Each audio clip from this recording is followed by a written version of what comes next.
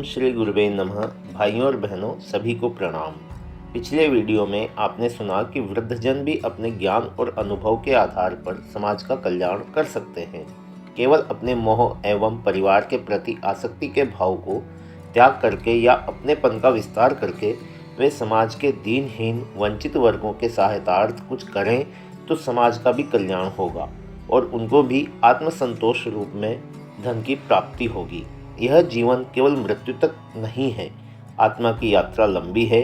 अतः अगले जन्म की तैयारी या यूं कहें कि मृत्यु के बाद अपने साथ कुछ ले जाना चाहें तो वह केवल अपने नेक कार्यों के रूप में ले जा सकते हैं।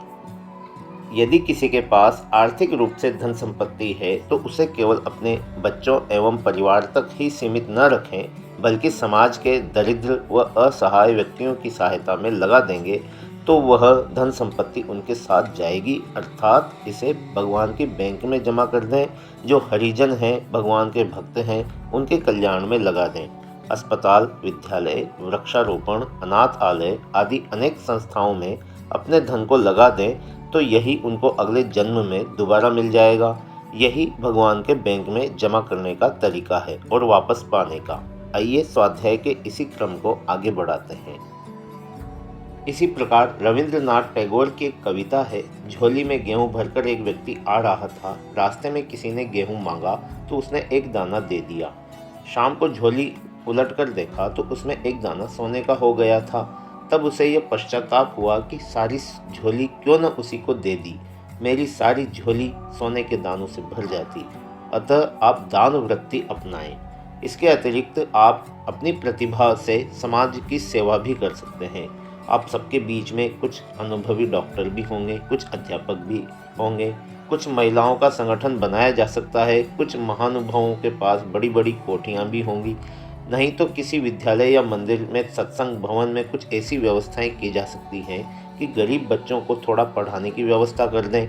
जिसके पास शिक्षा है वे शिक्षा दे सकते हैं। जिसके पास ग्राम उद्योग की प्रतिभा है वे बच्चों को उद्योग धंधों को सिखाकर उन्हें स्वावलंबी बना सकते हैं। जो डॉक्टर हैं वे उनका उपचार कर सकते हैं। बहनों से तो अचार, मुरब्बा, पापड़, कचरी आदि इत्यादि घरेलू चीज़ें ही बनवाकर उन्हें स्वावलंबी बनाया जा सकता है।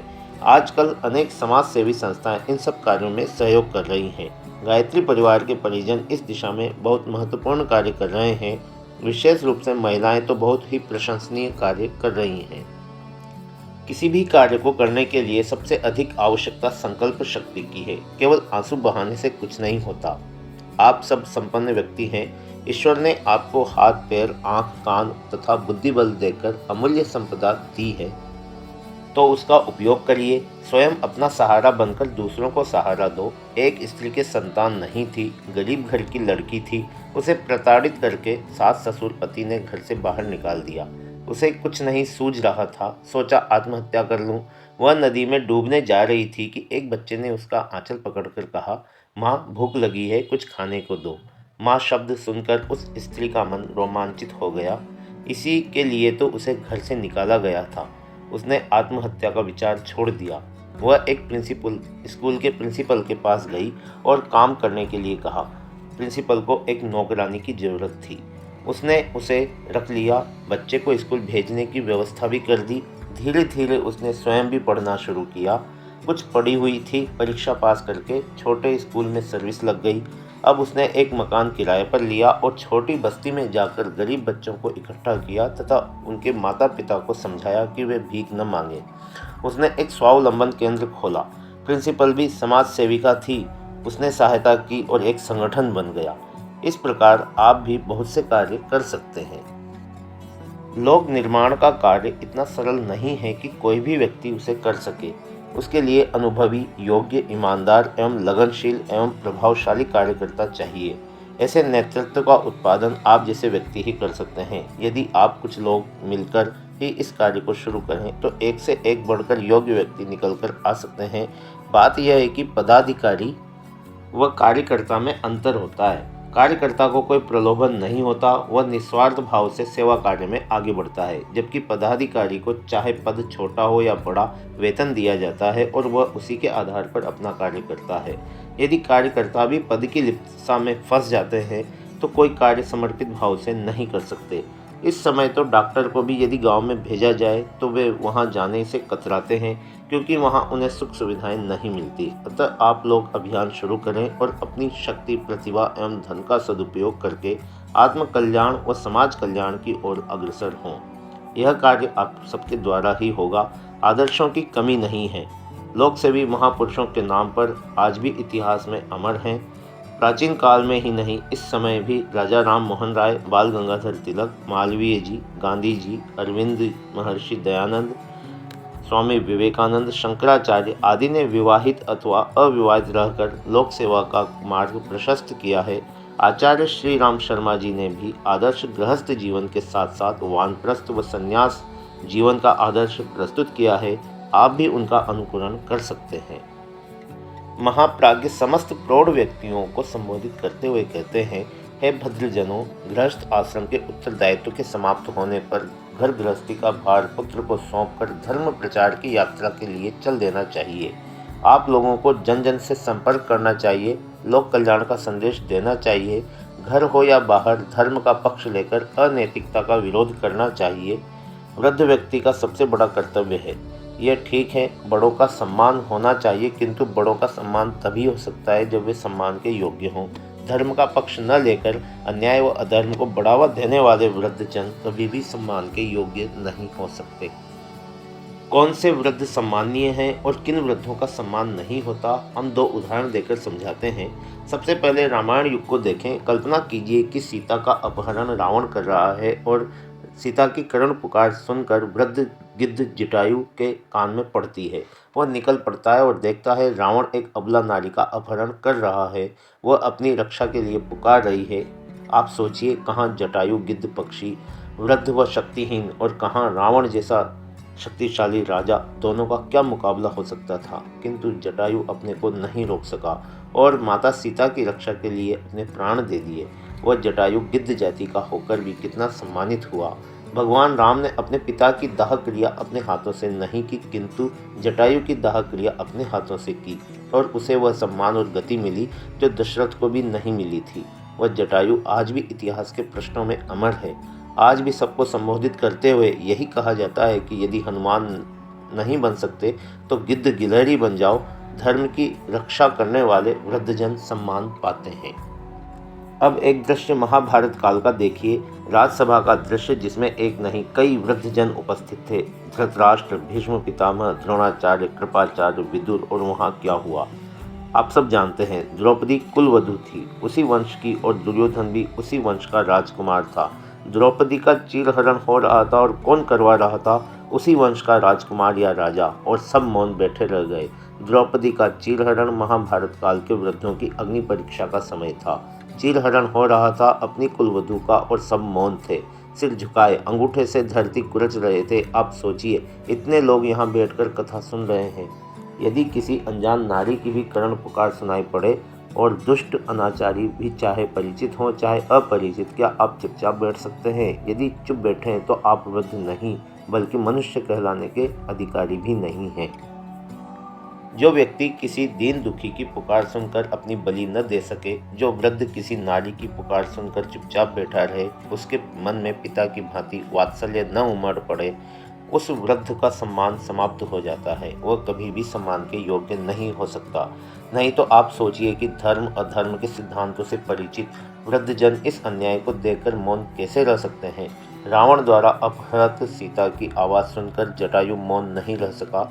वनवास के समय वाल्मीकि ने माता सीता को देखा तो क्या वे मौन रह सकते थे? लेकिन हस्तिनापुर के ये वृद्ध एक गिद्ध की गरिमा को भी नहीं पहुंच सके। ऐसे वृद्धों को तो अपयश का भागी ही होना पड़ेगा। भीष्म पितामह की पदवी से सम्मानित थे। धृतराष्ट्र के आंखों के अंधे होने के साथ साथ पुत्र मोह में अंधे हो रहे थे। गांधारी ने आंखें होते हुए भी आंख पर पट्टी बांधकर पतिव्रता होने का धर्म निभाया था, माता का नहीं।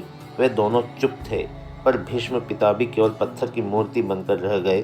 क्या द्रौपदी के मन में उनके प्रति सम्मान की भावना हो सकती है? कदापि नहीं। तभी तो शरशय्या के समय जब भीष्म उपदेश दे रहे थे तो वह हंस रही थी और कारण पूछने पर उसने यही कहा था, पितामह आज आप ये लंबे चौड़े उपदेश दे रहे हैं, लेकिन जिस समय मेरा चीरहरण हो रहा था उस समय आपके ये ज्ञान उपदेश कहाँ थे? दुर्योधन उनका वंशज था, द्रौपदी उसी वंश की कुलवधू थी। क्या वे दुर्योधन को प्रताड़ित नहीं कर सकते थे, उसे रोक नहीं सकते थे?